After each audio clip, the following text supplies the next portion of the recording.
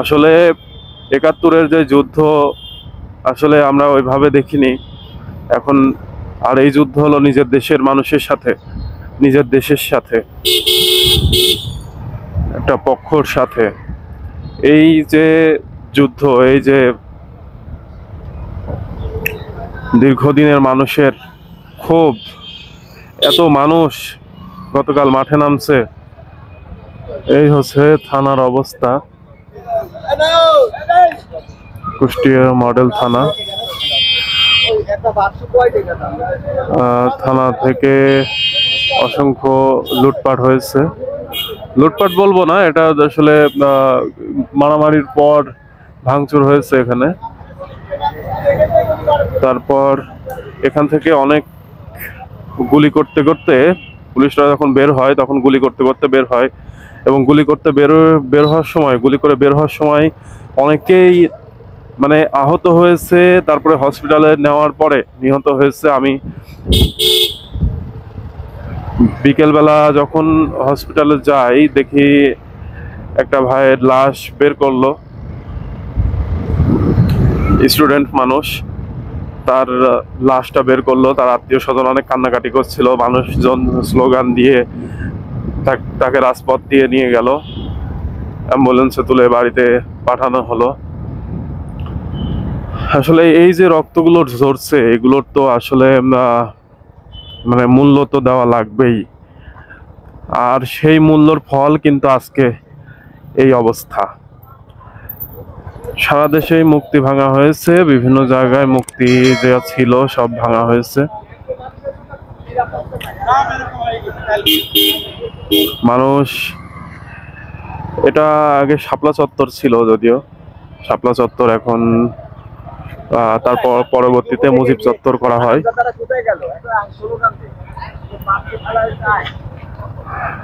মানুষের এত ক্ষোভ, এই যে এখন এই চাচা ভক ভক করছে, রাগ করছে।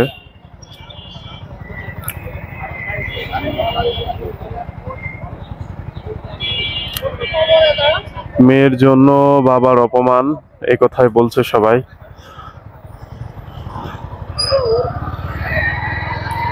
এইভাবে সারা দেশেই এমনটা হয়েছে। তারপর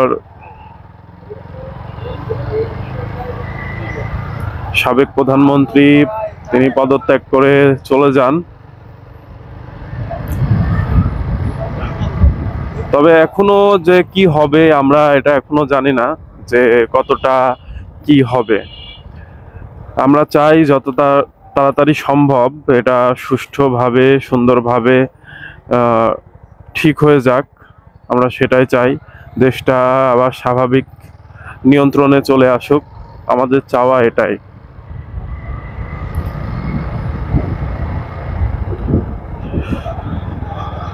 মানুষের জীবনযাত্রা যেন স্বাভাবিক হয়। আর যারা এই আন্দোলনে শহীদ হয়েছে, মারা গিয়েছে, পুলিশ, ছাত্র, সাধারণ মানুষ, আল্লাহ তাআলা সবাইকে জান্নাতবাসী করুক, আমরা এটাই চাই। ইনশাল্লাহ আবার সব আগের মতো হয়ে যাবে।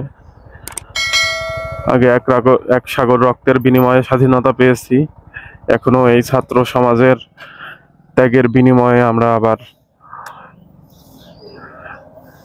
স্বাধীনতার পেয়েছি, এটাই সবাই বলে।